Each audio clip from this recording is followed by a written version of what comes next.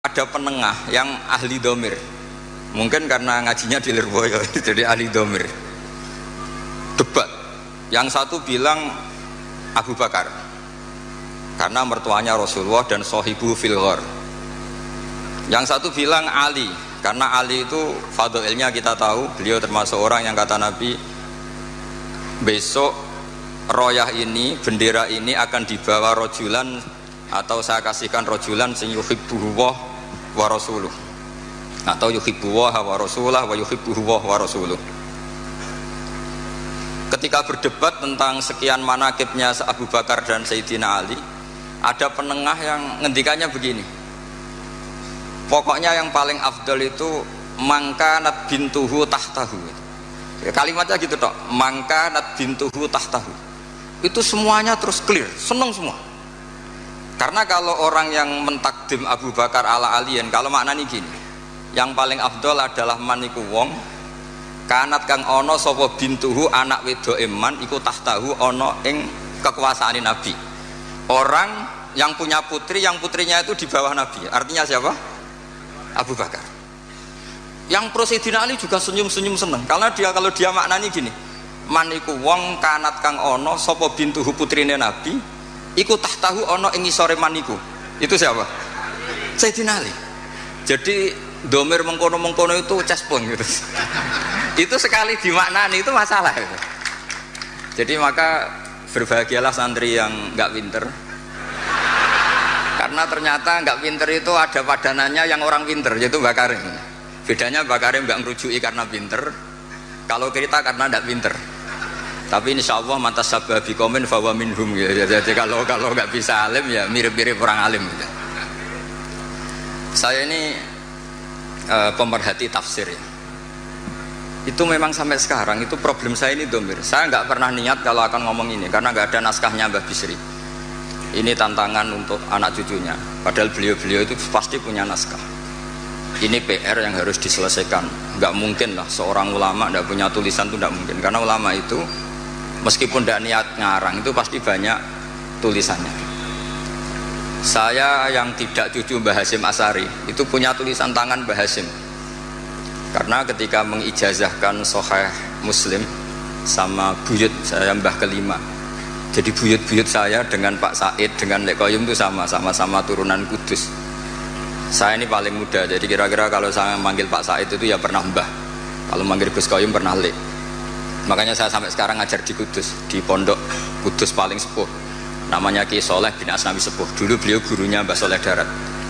Mbah Soleh Darat dulu pernah ngaji di Mbah Soleh bin Asnawi Sepuh.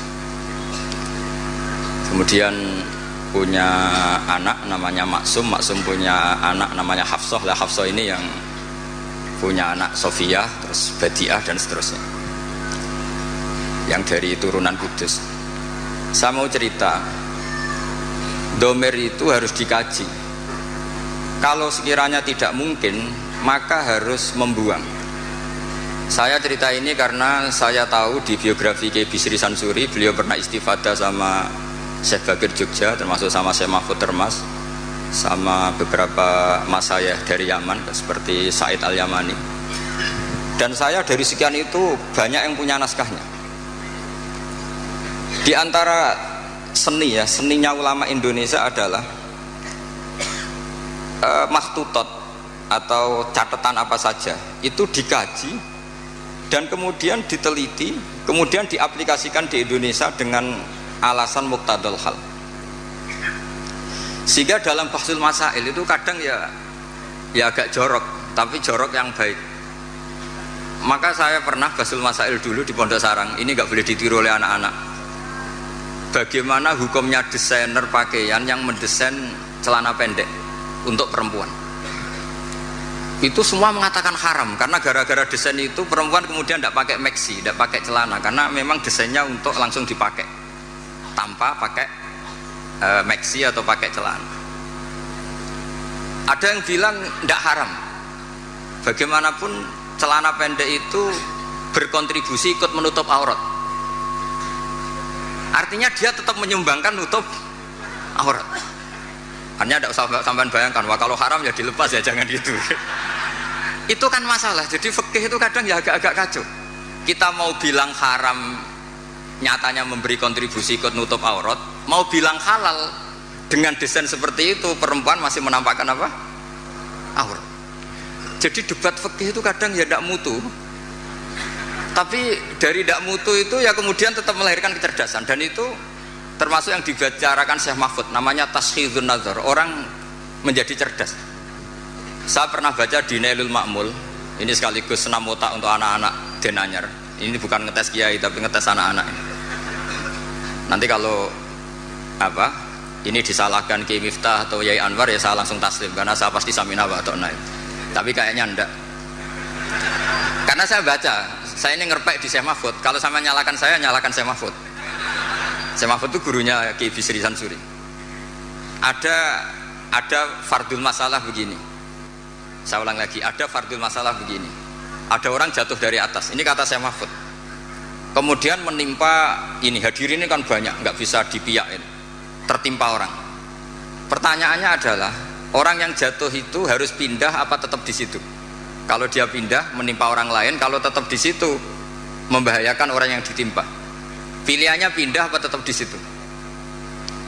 Ada yang menjawab harus pindah, karena yang ditimpa sudah lama ini bahaya, lama-lama bisa mati, apalagi kalau yang jatuh gendut. Terus ada yang bilang nggak usah pindah, karena jatuh itu tanpa ikhtiar, sehingga dia jatuh tidak dosa. Kalau dia pindah artinya ikhtiarnya sendiri, maka harus nggak usah pindah. Tapi terus ada pertanyaan lagi, kecuali yang dijatuhi itu Nabi, sekelilingnya ada Nabi, itu harus pindah karena kalah kelas. Tapi dibantah lagi, nggak mungkin ada Nabi lagi, karena Nabi Muhammad sudah Nabi akhir zaman, kayaknya akan kalah. Ternyata ini nggak mau kalah, nggak, masih ada Nabi Isa gitu. Jadi terus kata Syekh Mahfud, wa hadza mimma la ta'ila tahta, sebetulnya ini tidak ada faedahnya, cuma jadi taskhidun nazar, orang menjadi cerdas. Nah kemudian turunan dari ilmu itu adalah misalnya nyuwun sewu, politik itu kotor misalnya, tapi punya otoritas. Kalau melihat kotor itu kiai atau cucu kiai nggak boleh ikut politik. Tapi kalau melihat punya otoritas, kalau itu kepegang orang fasik atau orang yang sama sekali nggak punya peduli halal haram, itu lebih bahaya. Kamu milih melihat kotornya apa melihat berebut otoritasnya? Itu menjadi, karena kalau misalnya yang punya otoritas itu orang-orang yang suka maksiat, tentu nanti ada perda-perda yang menguntungkan tempat-tempat apa? Maksiat. Nah itu akhirnya turunan dari logika yang terbangun itu banyak, termasuk misalnya uzlah. Uzlah itu kata Imam Ghazali halal ketika orang sudah banyak sering maksiat, khina layak manul jali sujali sahu, sehingga orang setiap kemana saja pasti dosa kalau nggak ngerasani orang yang gosip dan sebagainya. Lalu pertanyaannya, ketika orang sembunyi sendiri di atas gunung, itu uzlah meninggalkan dosa apa meninggalkan kewajiban? Kalau Anda tidak mau jabat, itu nggak mau dosa apa nggak mau tanggung jawab atas keberlangsungan Indonesia? Sama milih mana? Kalau Mas Muhammad sudah milih ikut terlibat karena sudah jabat, maka menurut saya ini barokah. Jadi yang jabat ya anggap saja Islami karena ingin pegang otoritas, yang nggak jabat ya Islami, anggap saja menghindari syubhat. Akhirnya yang Islami siapa Gus? Ya semuanya, ini barokahnya Islam karena menyediakan semua itu yang disebut ilmu usulul fikih. Dan siapapun yang bersanad sampai Syekh Mahfud termasuk Mbah Bisri itu pasti ahli usul fikih. Kiai Sahal bisa ngarang Thariqatul Husul itu karena pernah ngaji sama Mbah Zubair. Mbah Zubair bisa alim seperti itu diantaranya pernah ngaji Kiai Fakih Mas Kumambang. Kiai Fakih bisa seperti itu tentu sanadnya sampai ke Syekh Mahfud At-Turmusi. Ada yang baca At-Tarmasi. Masalah At-Turmusi At-Tarmasi itu Mbah Zubair, gurunya abahnya Mbah Mun sekaligus gurunya, itu punya guyonan ajamiyun fasna bihi masyita. Jadi kalau nama itu ajam, lakukan apa sekehendak kamu. Makanya kalau orang itu baca ya Turmudi, ada yang baca apa? Tarmidhi, ada yang baca apa umumnya apa? Tarmidhi tahir dulu. Tarmidhi, Turmudi, Tirmidhi. Kalau Istakhri, Ustukhri, Istakhri. Yang repot Saya itu setiap ngajar di sarang itu bingung karena murid yang datang itu kadang sorokan sama saya, Ali Sibro milisi apa mulasi? Kalau kayak sini baca apa? Mulasi apa milisi? Ada yang baca Sibro mulasi, yang satu baca Sibro milisi, kok kayak milisi Taliban katanya. Itu di karangannya Bazibar disebut Ajamiyun fasna bihi masita. Itu dari awal nama Ajam, maka terserah kamu bacanya apa. Sehingga kita yang tahu Syekh Mahfud itu orang Termas, kita baca At-Turmusi. Yang satu tetap baca apa? At-Tarmasi. Ini saya cerita ilmu. Jadi ilmu usul fikih itu ilmu yang menyediakan logika. Logika yang terbangun itu adalah kemudian menjadi produk hukum. Makanya ketika Imam Ghazali cerita di kitab saya, insya Allah halaman 19, tapi di kitab saya, tidak tahu di kitab sampean, mungkin beda cetakan atau beda punya tidak punya, atau sama-sama punya beda baca dan tidak baca, saya tidak tahu, karena perbedaan itu bisa macam-macam. Orang-orang yang uzlah itu akhirnya didatangi, taraktum ummata Muhammadin sallallahu alaihi wasallam fi aidil mubtadi'ah. Sama masih ingat kalimatnya seperti itu. Wahai para orang yang uzlah, kamu sebetulnya meninggalkan umatnya Rasulullah sallallahu alaihi wasallam fi aidil mubtadi'ah, di tangan orang-orang yang bidah. Jadi tidak dianggap menghindari dosa, tapi dianggap menghindari tanggung jawab. Sehingga saya ini punya bapak namanya Kiai Nur Salim. Beliau ngaji sama Mbah Dolah dulu khatamnya Quran. Mbah Dolah adalah bin Abdus Salam. Abdus Salam ini juga yang termasuk gurunya Ki Bisri Sansuri. Jadi saya dibolak-balik sanatnya juga akan ketemu sama sanat yang dipakai Ki Bisri Sansuri. Sampai juga nanti ketemu di Nabi Adam lah, kalau nggak ketemu semua ya di Nabi Adam. Pasti nanti ketemu juga sanat-sanat keilmuan. Bapak itu kalau ada orang terlalu istiqomah imam masjid sampai tua itu ngeritik. Saya dulu ya iskal, Pak, bukankah itu istiqomah? Kata bapak gini, iku istiqomah apa mau digenti wong liya katanya. jadi orang itu akhirnya berlatih berpikir. Tapi kalau ada santri sopan gitu, nggak mau ngimami, nggak mau jadi pengurus masjid, itu tawaduk karena masih ada yang sepuh. Iku tawaduk apa mau tanggung jawab. Sehingga semenjak itu saya terus berpikir terus begini. Makanya seperti saya di sini itu sopan apa tidak sopan saya tidak tahu. Kalau melihat saya di atas sampai di bawah saya ini tidak sopan. Sampean kan lebih sepuh. Tapi melihat ini diperintah, itu orang paling sopan saya sekarang. Karena saya itu paling kecewa sebenarnya diatur-atur itu. Saya masyhur mengatakan Kiai diatur itu dosa, tapi kali ini saya diatur. Tapi saya samina wa ta'na saking sopan saya. Jadi kalau melihat itu Gus Bak itu sopan enggak? Ya enggak sopan. Wong banyak yang sepuh di bawah kok di atas. Ya sopan wong nurut. Diatur sama Gus Salam yang nurut, padahal sepuh saya Gus Salam. Jadi maka mau tidak mau harus ada madhab, yaitu akhirnya Bahasim memutuskan yang kita pakai adalah al-madhahibul arba. Nah ketika ada madhab itu sudut pandangnya itu pasti beda-beda. Memang saya sengaja saya akan ngomong fikih malam ini.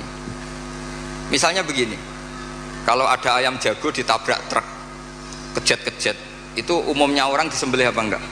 Padahal dibiarkan pun pasti mati. Umumnya disembelih apa enggak? Disembelih. Itu karena nganggep halal apa eman karena jago? Eman. Coba kalau ayam kecil, meskipun kejet-kejet, orang bisa berdebat. Kepiting itu halal apa haram? Berdebat. Tapi kalau yuyu enggak berdebat, kan enggak eman. Haram enggak apa-apa, kecil aja kan gitu. Sehingga debat menyangkut kepiting itu sampai sekarang enggak selesai.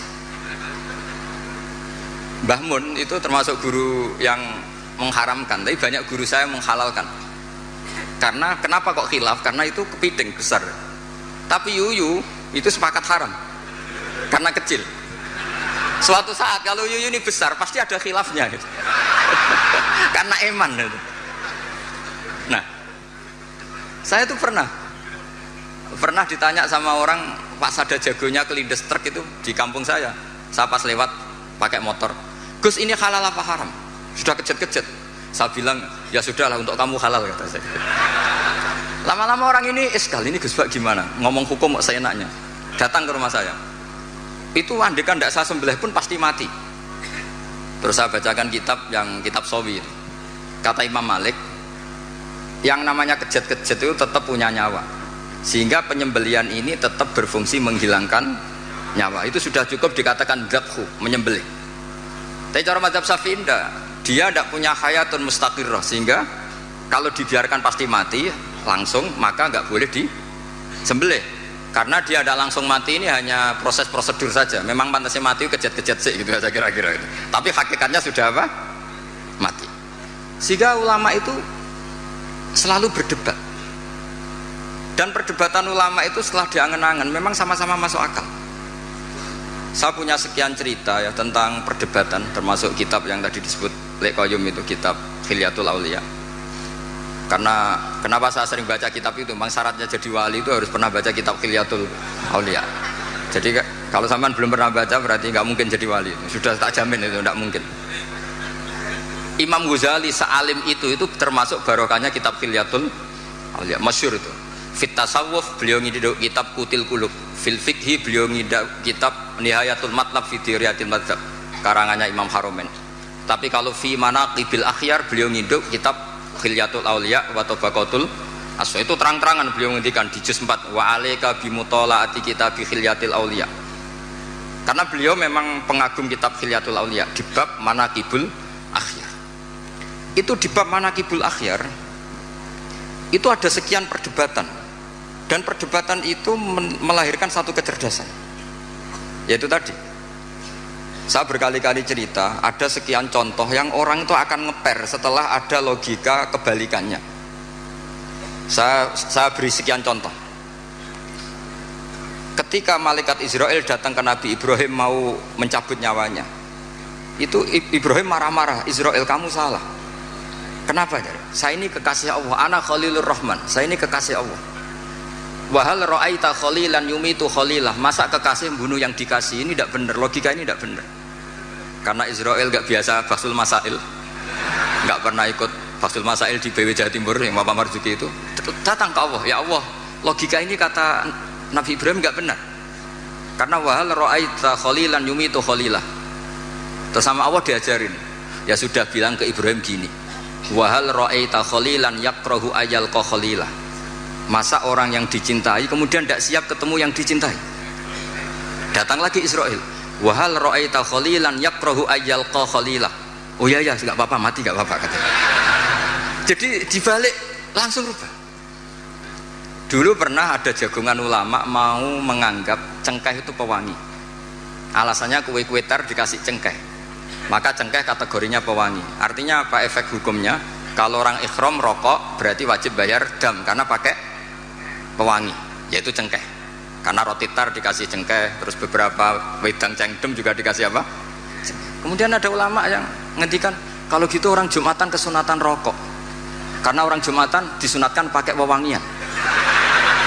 Langsung kebar, wah tidak jadi. Jadi itu usul fikih. Sehingga katanya fikih nakal, tidak apa-apa, ini nakal yang Islami. Saya memang termasuk orang yang kata Gus Rizal Lirboyo diberi gelar Gus doktoral honoris causa cangkem elek katanya itu. Saya ini sebetulnya bangga dengan gelar itu karena itu cara sahabat melindungi Rasulullah SAW.